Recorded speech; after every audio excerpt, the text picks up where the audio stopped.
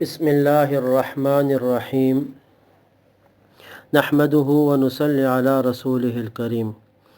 سیرت النبی صلی اللہ علیہ وسلم، قسط نمبر 3، رسول اللہ صلی اللہ علیہ وسلم سے متعلق آج کے درس میں 3 باتیں ذکر کرنی ہیں۔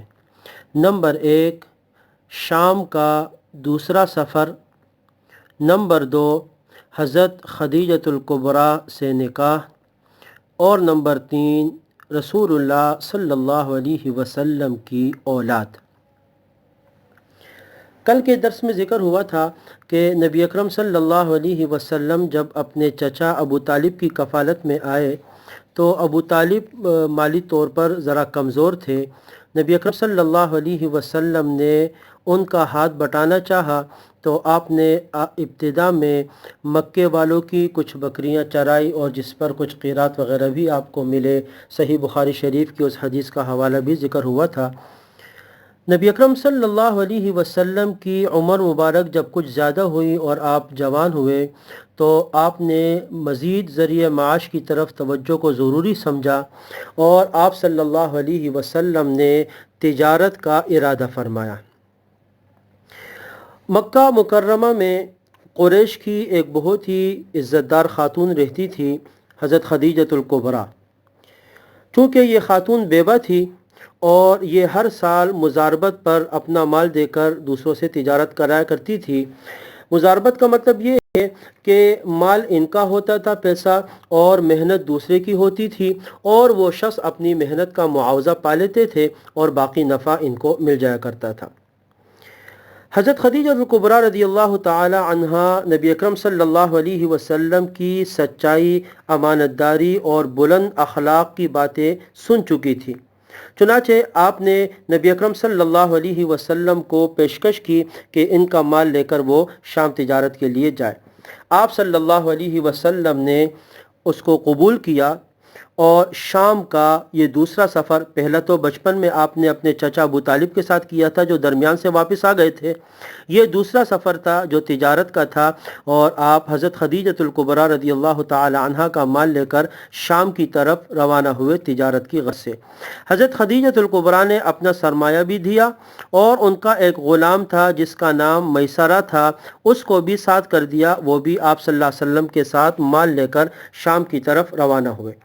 نبی اکرم صلی اللہ علیہ وسلم نے بہت نفع والی تجارت کی، بہت اچھا نفع ہوا، اور جب واپس آپ مکے کی طرف آ رہے تھے تو حضرت خدیجہ رضی اللہ تعالی عنہا کا مکان اونچا تھا۔ سیرت کی کتابوں میں لکھا ہوا ہے کہ آپ چھت پہ کھڑی ہوئی تھی اور آتے ہوئے آپ نے جب وہ مکے کی طرف آ رہے تھے تو دیکھا کہ میسرہ غلام اور رسول اللہ صلی اللہ علیہ وسلم آ رہے ہیں تو آپ پر بادل سایہ کیے ہوئے ہیں۔ تو حضرت خدیجۃ الکبریٰ رضی اللہ تعالی عنہا اس کو دیکھ کر بڑی متاثر ہوئی، اور پھر جب واپس آئے اور آپ کے غلام میسرہ نے تجارتی سفر کے واقعات اور حالات بیان کیے، آپ کی امانت اور آپ کی صداقت اور اس کا ذکر کیا، تو وہ اور زیادہ اس سے متاثر ہو گئی۔ چنانچہ حضرت خدیجۃ الکبریٰ رضی اللہ تعالی عنہا کے دل میں نبی اکرم صلی اللہ علیہ وسلم کے ساتھ نکاح کا شوق پیدا ہوا۔ یہ دوسری بات ہے آج کے درس کی، حضرت خدیجہ کے ساتھ نکاح۔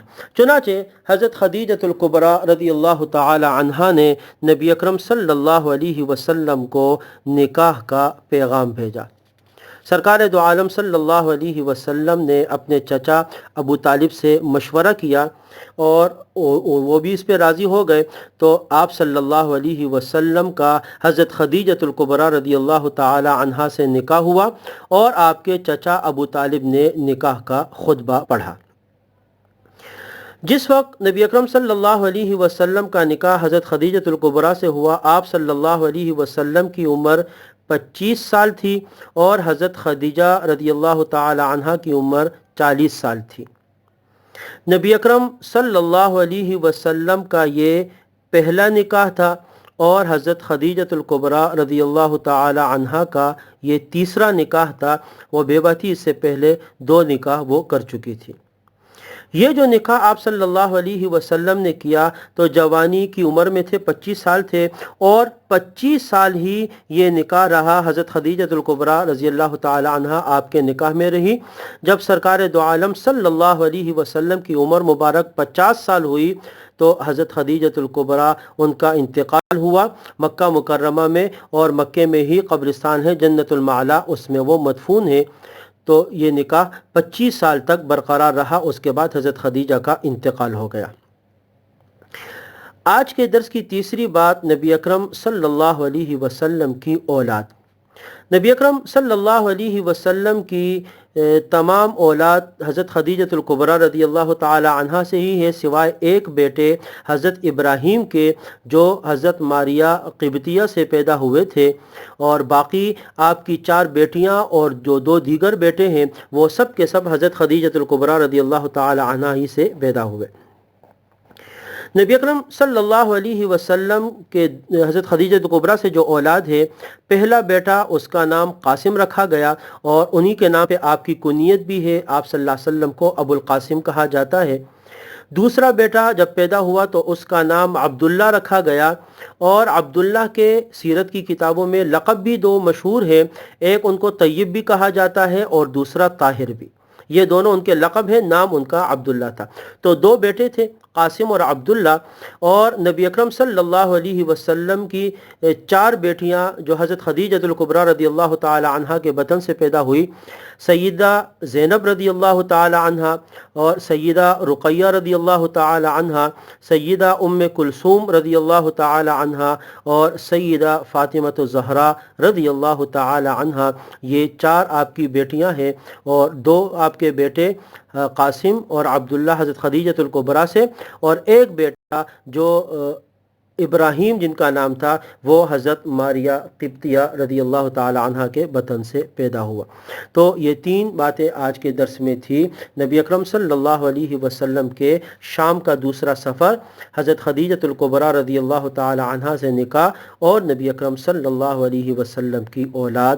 اللہ تبارک و تعالی ہمیں سیرت کو سمجھنے اور اختیار کرنے کی توفیق نصیب فرمائے۔ وآخر دعوانا ان الحمد للہ رب العالمین۔